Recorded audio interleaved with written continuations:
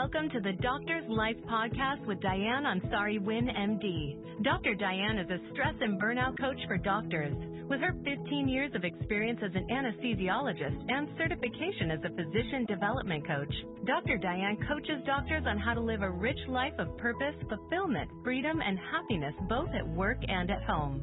In this podcast, Dr. Dianne brings together doctors and researchers that are experts in health, wellness, stress, and burnout, as well as doctors that have been successful in clinical practice, academics, non-clinical careers, and business to share their expertise and life experience so that you can live your own life purpose, fulfillment, freedom, and happiness.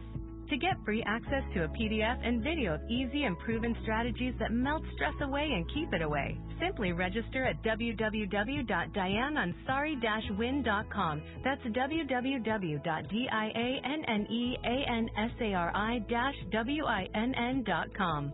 Now here is your host, Dr. Dianne Ansari-Winn. Hi, it's Dr. Dianne here, and I have a quick request before we jump into the show. If you like this podcast, it would mean so much if you took just a moment to hop over to iTunes, write a review, and rate the show. That is how other people will find the show and get the same great value from it that I hope that you're getting. It just takes a few moments to click a star rating and write a quick note. Now, on to the show.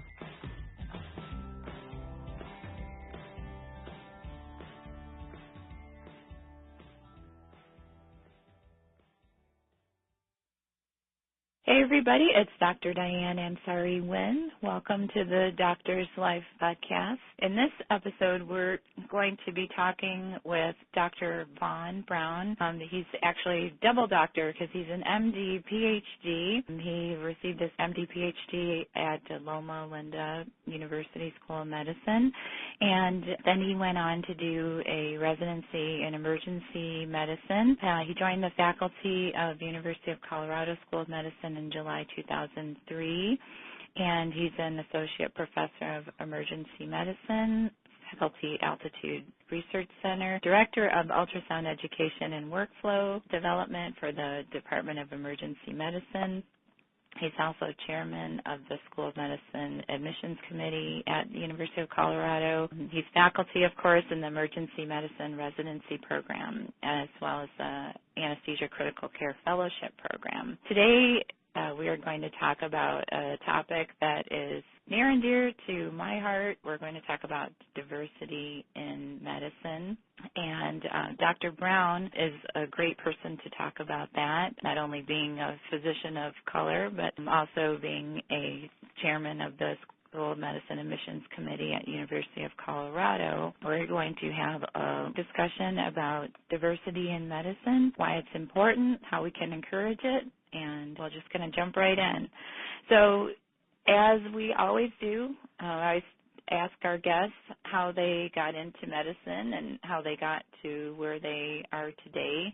Dr. Browne, it is so great to have you here. I am just so interested to hear your story about how you got into medicine. Thank you so much for inviting me. My path to medicine began, believe it or not, when I was only 3 years old. My younger brother, Dwight, died on Valentine's Day of 1967 in a cholera epidemic in Antigua, where I was born.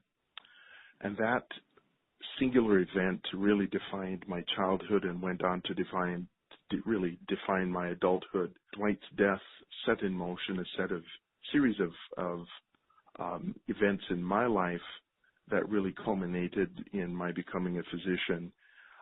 At the time, I was, like many kids in the 1960s, caught between what was happening in our country in terms of civil rights and some of the amazing things happening in science, like the space program. And I was so puzzled that we could shoot men up into space and have them orbit the Earth and plan to put a man on the moon, and we couldn't seem to save the life of a little boy who was suffering from vomiting and diarrhea. It just seemed like a strange conundrum to me that now as a physician looking back, something as simple as a bag of saline would have probably saved his life and treated his dehydration. But at the time, even at age 3, it struck me as very strange that we lived in a world with technological sophistication and nuclear weapons and these sorts of things, and we couldn't save the life of a little boy who was suffering from vomiting and diarrhea. Right. I grew up in a family of faith and a community that was very focused on service to humanity.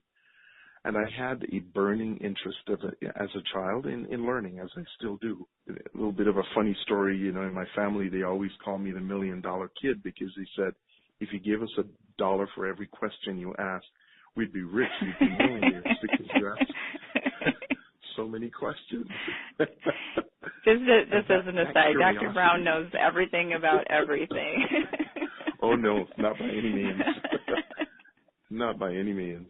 But that curiosity really coupled with Dwight's death and then growing up in a community of faith with a very strong orientation toward service to humanity, that was really, I think, the magic elixir that really moved me forward toward medicine. Both of my parents were educators. My father was a math teacher. My mother was a headmistress of schools, which would be like a principal of a school here in the United States.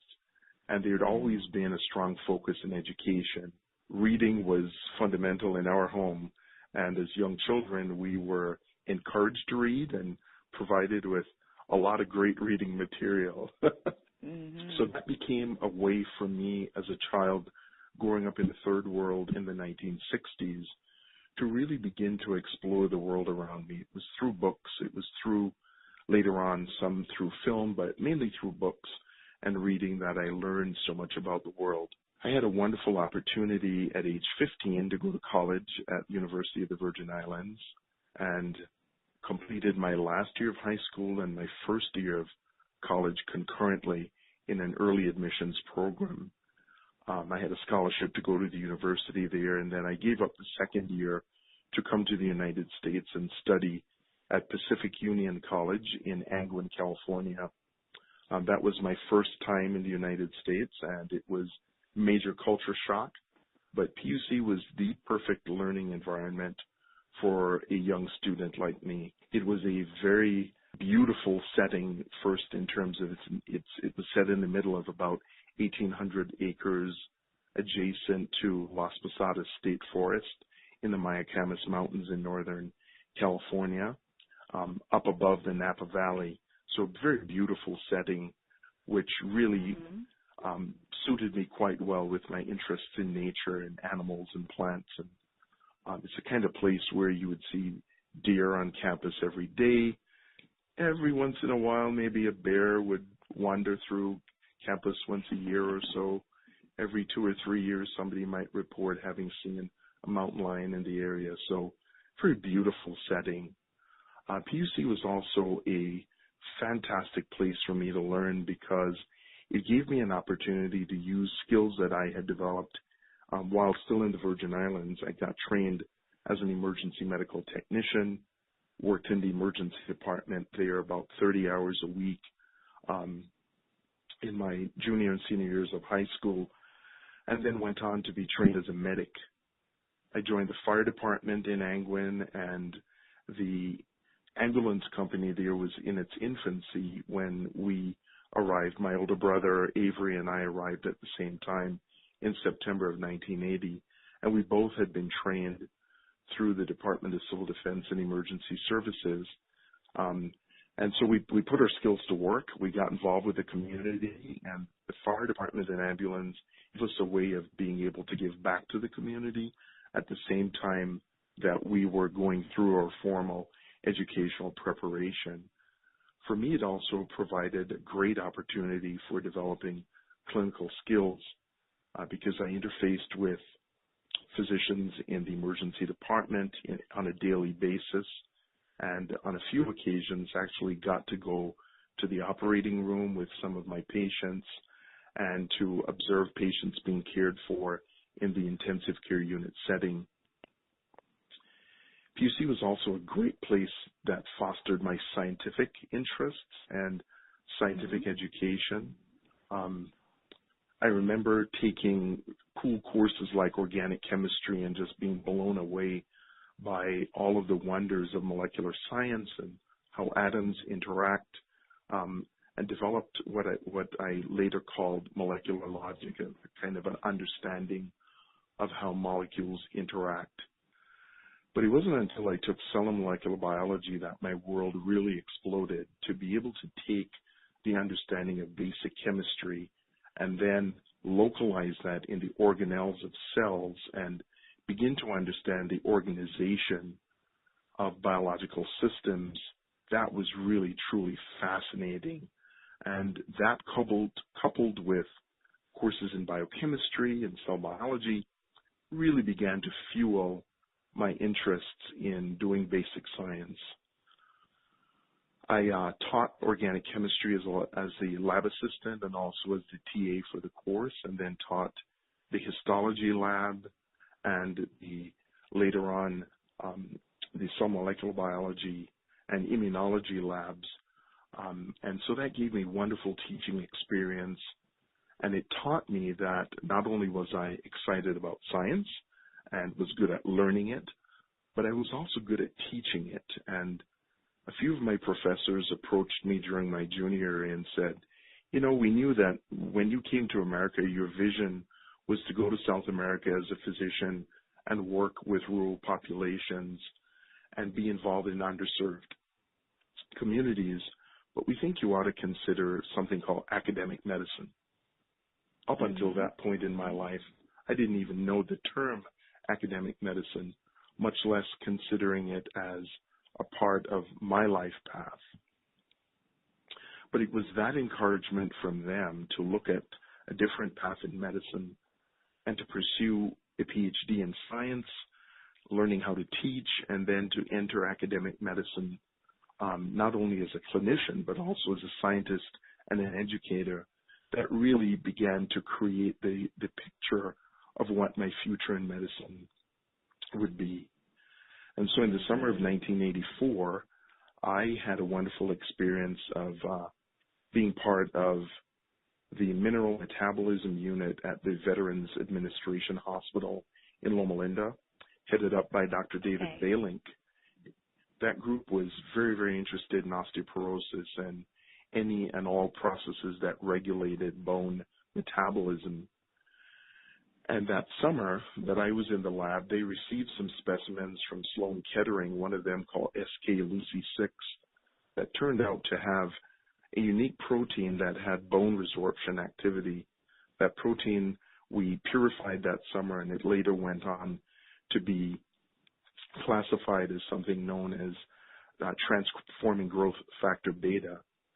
And that really whet my appetite for medical research and began to really feed my interest in moving forward into a PhD program.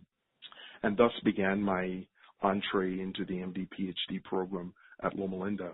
So then you decided to do emergency medicine. Emergency medicine wasn't what I had anticipated doing.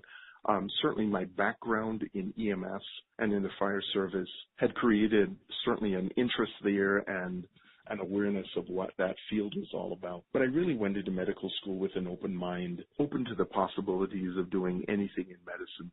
I had a lot of interest in the pediatric heart, in cardiac development, in cardiac physiology. I was interested in surgery and critical care and didn't really know what direction I would go in. And in my PhD years, I spent 8 years working on the effects of long-term hypoxia on the fetal heart and cardiovascular system at high altitude. And that sort of propelled me forward into the world of pediatrics and pediatric critical care. And I thought that it would be a really fitting way to honor Dwight's life to be a pediatric critical care physician.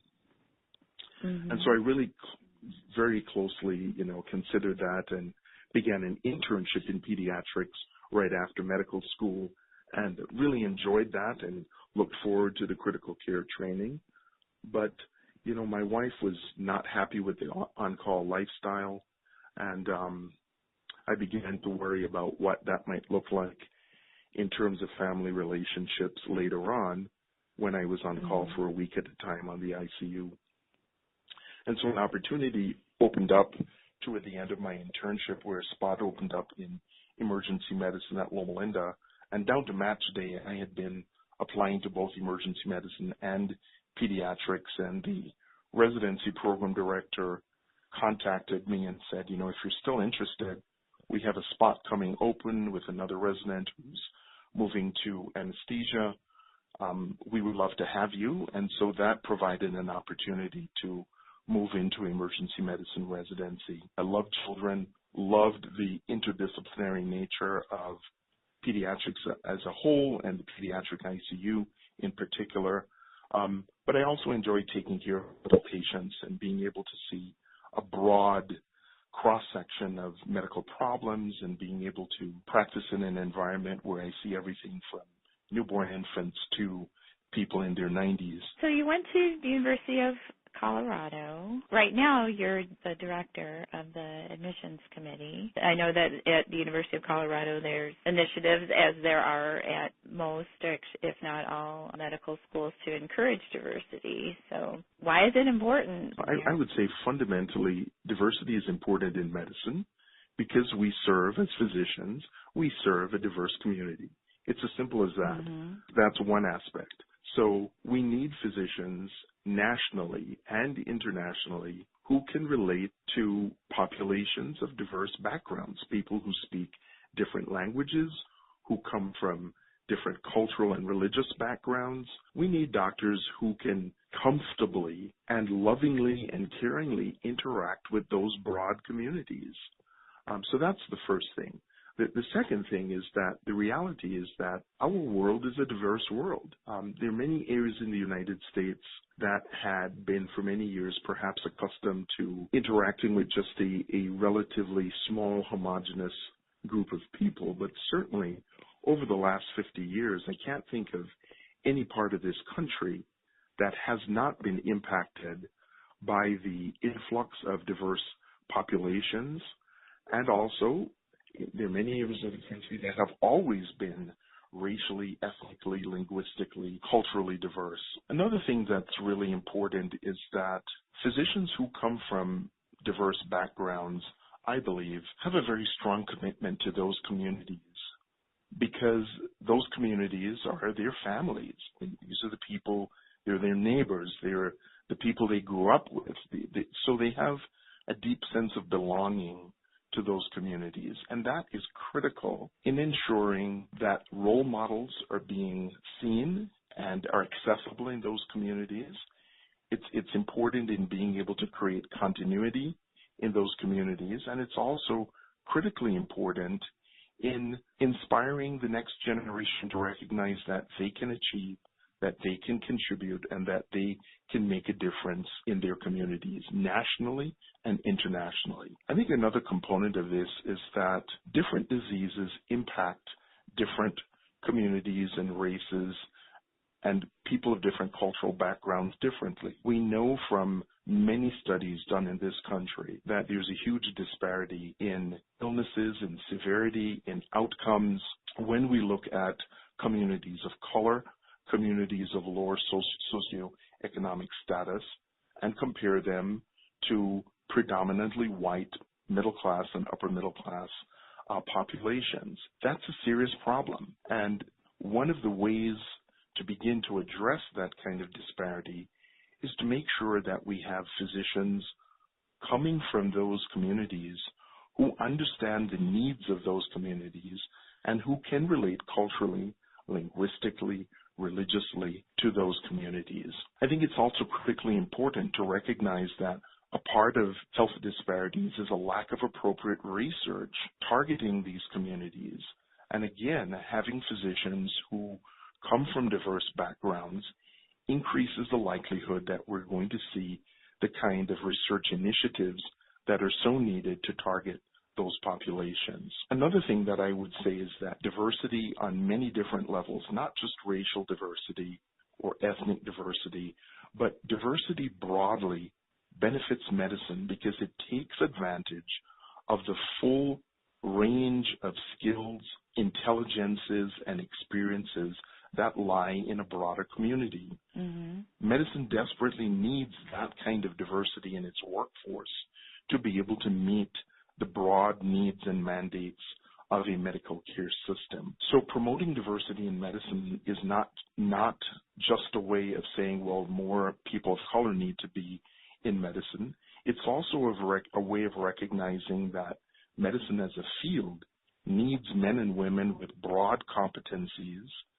with a wide variety of interests, capabilities, and skills that can meet the various niches in the workforce of medicine. We need people who are going to be research scientists. We need people who are going to be administrators. We need some who will be educators. And we need a lot of clinicians. We need people who are going to devise new ideas of how to create new programs for outreach into communities. We need people who are going to study disease processes and their distribution.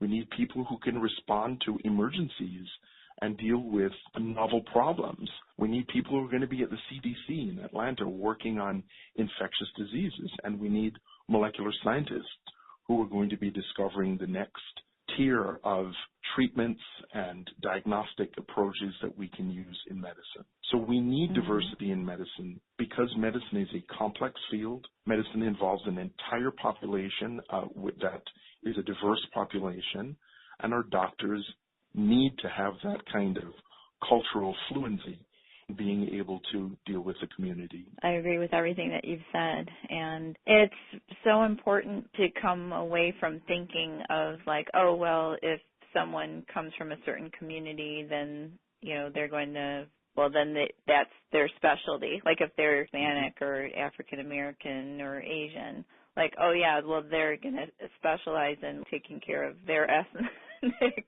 group. And, you know, that's a very simplistic way of thinking about things. And by adding the diversity to, even as a group that's, for example, they're doing community planning, and if you don't have everybody at the table, then it's not as likely that everyone's going to be considered. And it starts to tie in to implicit bias that I spoke about with Dr. Brenda Allen of the University of Colorado. And it's not anything that's malicious or intended, but you know, everyone sees their own world and everyone lives in their own world.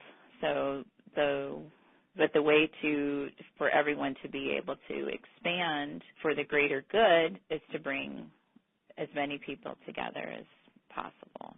I know we're talking about medicine and diversity in medicine, but I would argue very strongly that we need diverse workforces across every discipline in the humanities, in the sciences, in medicine, because we have a diverse society. We need men and women of color who are going to be astronauts and microbiologists and teachers and lawyers who are going to develop public policy, who are going to be school principals and teachers, who are going to be business entrepreneurs, who are going to be inventors.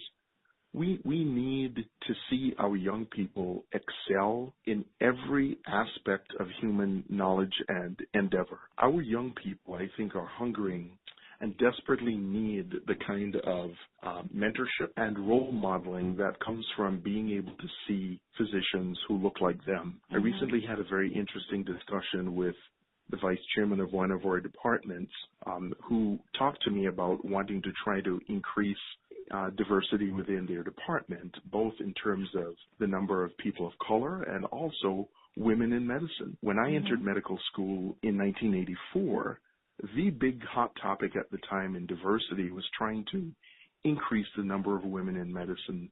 And my class was one of the first classes that had, if I'm not mistaken, somewhere around 40% of the class were women, which was a major step forward. Fast forward now, many of those women who are my colleagues and subsequent classes that have come through, those women are now the attending physicians heading up services. Some of them are clerkship directors, some are department vice chairs, some are department chairs, and medicine has benefited greatly from the influx of bright women in medicine in what used to be a very male-dominated profession. There's some specialties within medicine that are still male-dominated, and we need to see more women going into those areas. And it's not about quotas. It's not about trying to establish some sort of X percentage has to be this.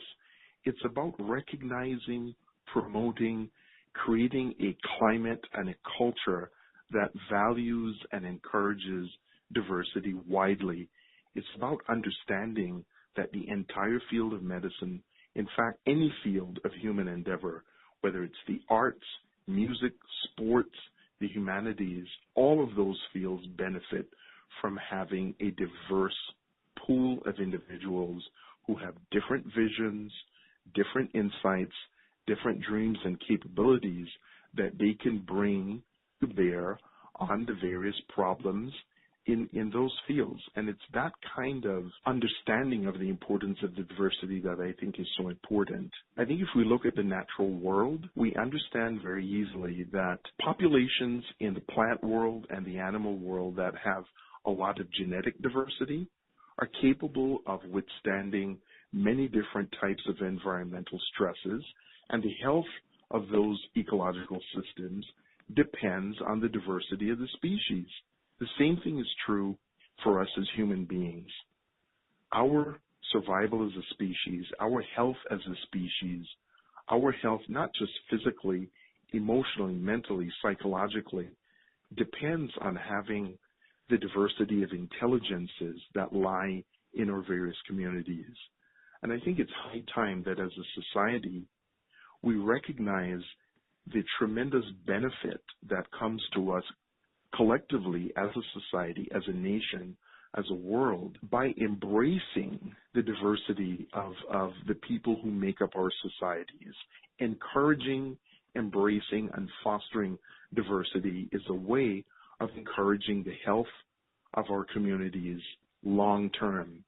And it is the antidote to the kind of small-minded thinking that too often dominate many of the political arguments that we hear going on nationally at this time, and the kind of small-minded arguments that happen in boardrooms and in decision-making settings all over this country. Diversity provides an inoculation against that kind of small-mindedness and opens us up as a society and a nation to being able to deal with the complexity of real problems that exist out there. Yeah, agreed. Well, we made a strong case for why diversity is important, as you said, in all fields of endeavor and in medicine. So the next question I'd like to discuss is kind of a basic question, which is, okay, say that someone thinks that that's what we're saying is great and they want to pursue enabling diversity in medicine. Can you tell us what you suggest? From my point of view, diversity in medicine begins not at the level of medical school admissions. Diversity in medicine begins at the middle school, high school, and perhaps even at the elementary school level, with teachers recognizing the capability that students of all races, ethnic backgrounds, and cultural backgrounds have, encouraging those students to excel, and creating a vision for those young people that is far beyond some of the stereotypes that they have seen for so many years.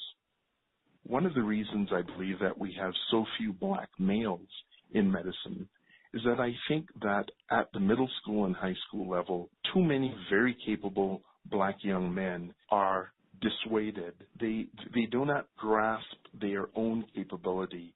They don't see promise that lies ahead for their own lives, and they pursue other things. Now, there are a lot of very bright young men and women of color who go into other fields, other science fields, humanities fields, and that's completely legitimate. But I think it really begins at the middle school and high school level in being able to capture the interest of these young people to pursue careers in science, technology, engineering, and medicine. I think that these STEM programs become the natural feeder for colleges and universities.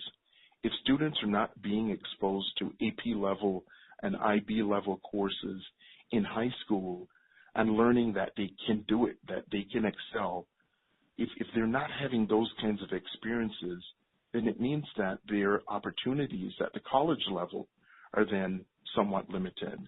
And if at the college level they're not getting the kind of advising, counseling, if they're not seeing role models, if they're not being inspired to move forward and to recognize that they have the capability to not only learn, but to do things well, to truly be excellent, then that limits the pool of people that we have available to apply into medical school. So creating a culture of excellence early that encourages academic achievement, that encourages excellence, that encourages quality, I think is one of the keys to creating the pipeline that's needed to supply the number of highly qualified, bright young men and women who can then become applicants to medical school. So that's the first place. The second thing, I think, lies at the level of medical school admissions, divisions of the deans, divisions of the chairs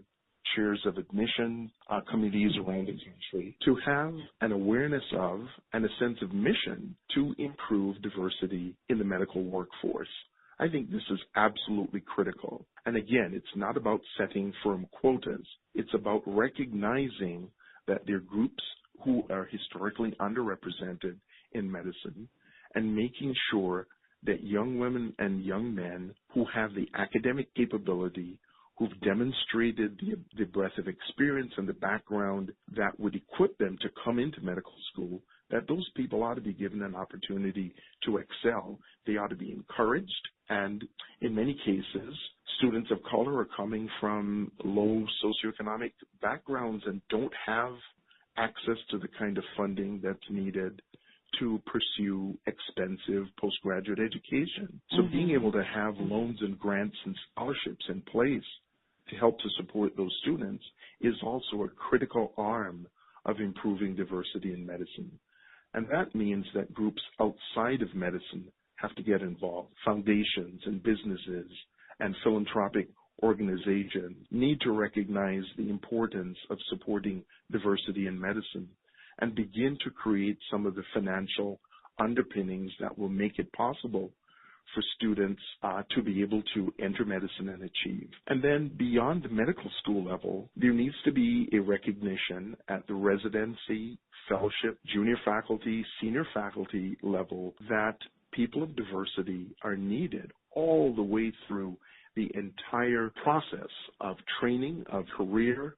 We need men and women represented in the entire experience and career of physicians in medicine. And that goes to hospital boards.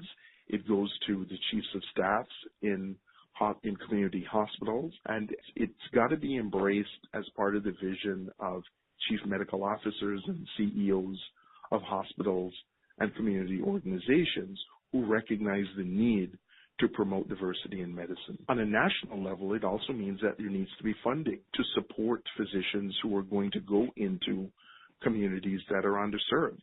Many of those physicians are people of color, and that means recognizing in our national healthcare system the need to support men and women who go to work in rural areas, who go to work in inner city areas, who go to work in communities that are underserved, and helping those physicians to be able to manage things like the massive student loan debt that most medical students graduate with. So I think the way to really address this is multifactorial.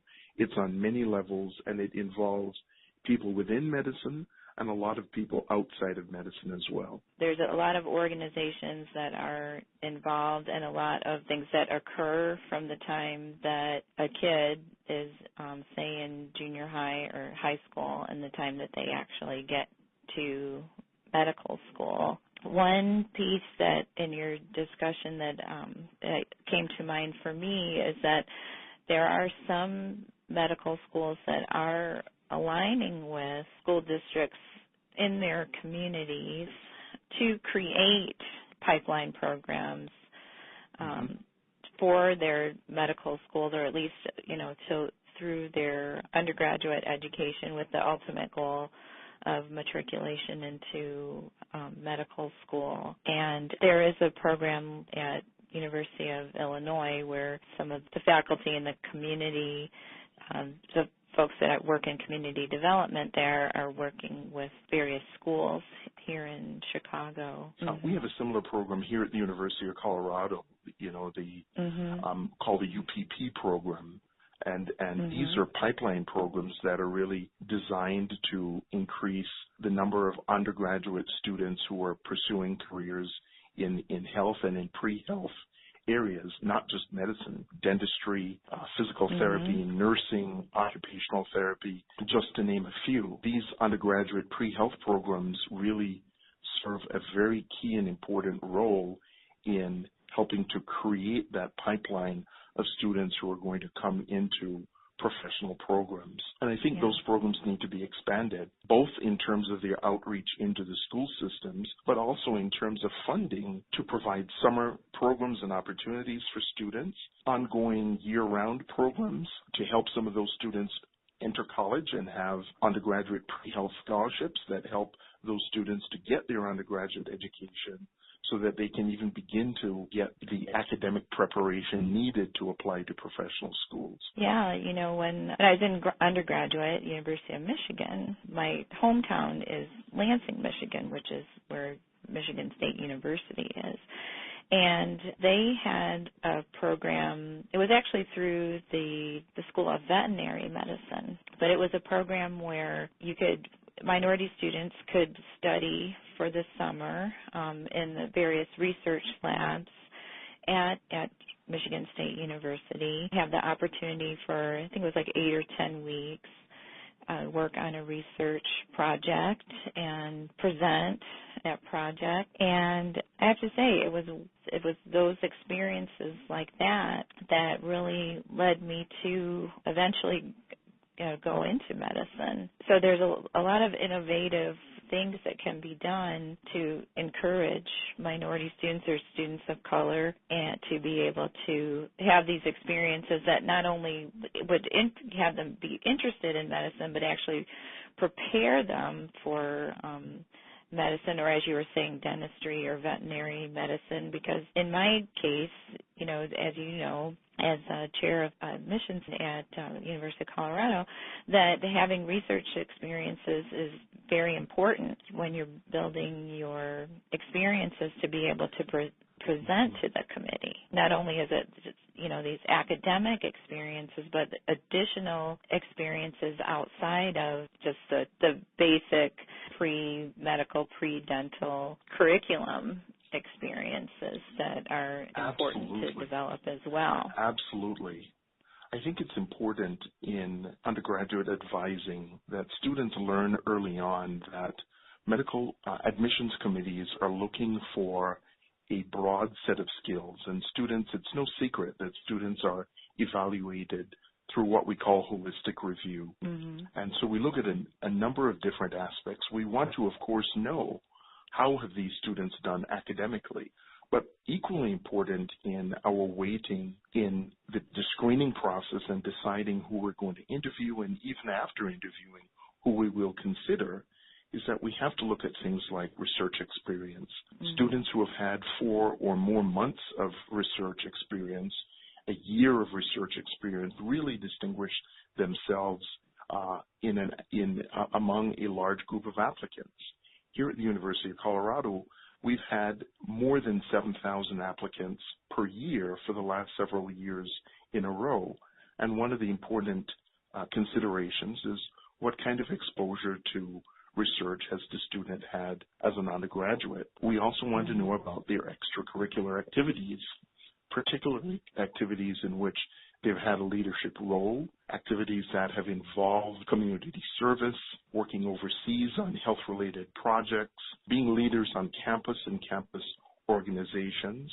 Some of our applicants have been high-level athletes on the college level, national level. Those are important areas of achievement as well, because they represent other areas of intelligence that student is bringing to their experience. We, of course, want to know about their clinical experience. What level of exposure have they had to clinical environments, to seeing what doctors actually do in practice. And students who have had 4 months or more of those kinds of shadowing experiences or work experiences in a clinical setting that put them in contact with patients and allow and expose them to the activities and decision-making processes that physicians are engaged in, those kinds of activities are of tremendous value to a medical student who's applying. And then we're also interested in what are some of the things that make the student unique.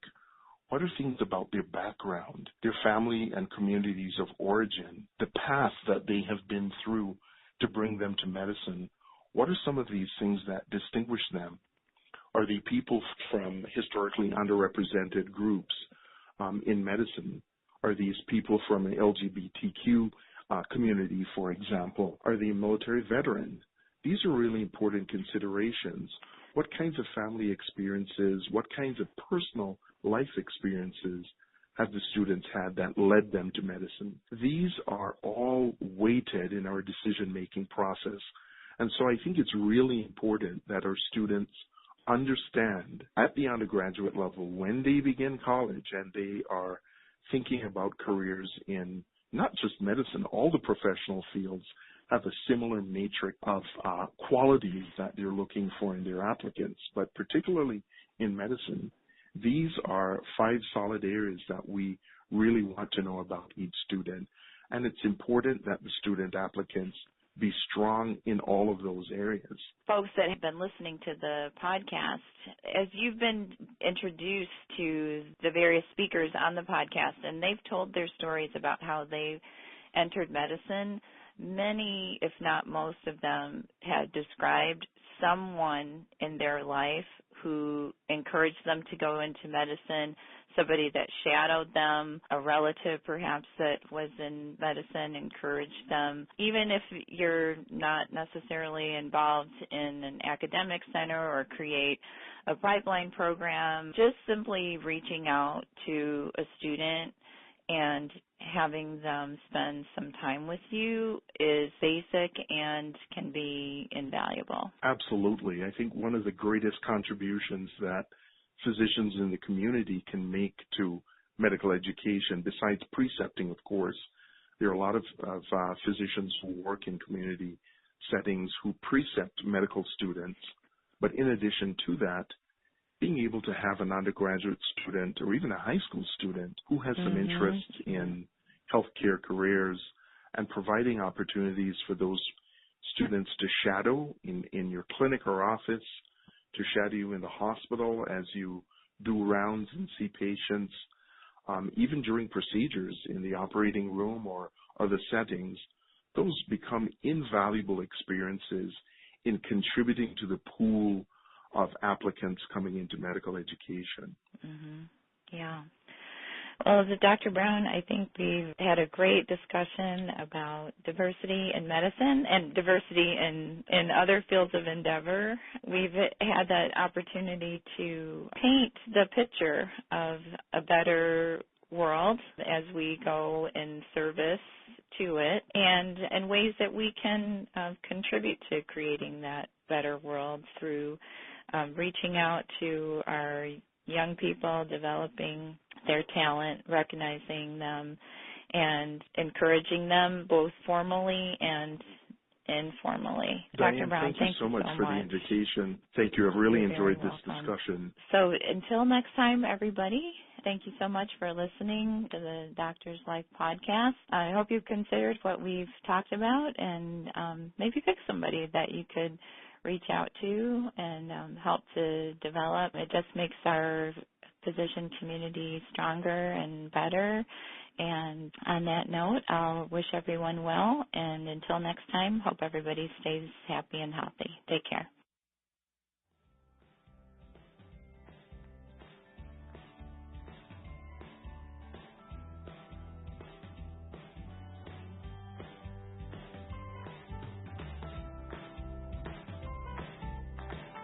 You've been listening to the Doctor's Life podcast with Dianne Ansari-Winn, MD.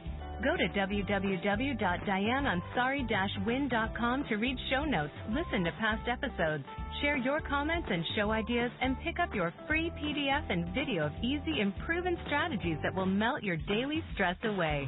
That's www.dianneansari-winn.com.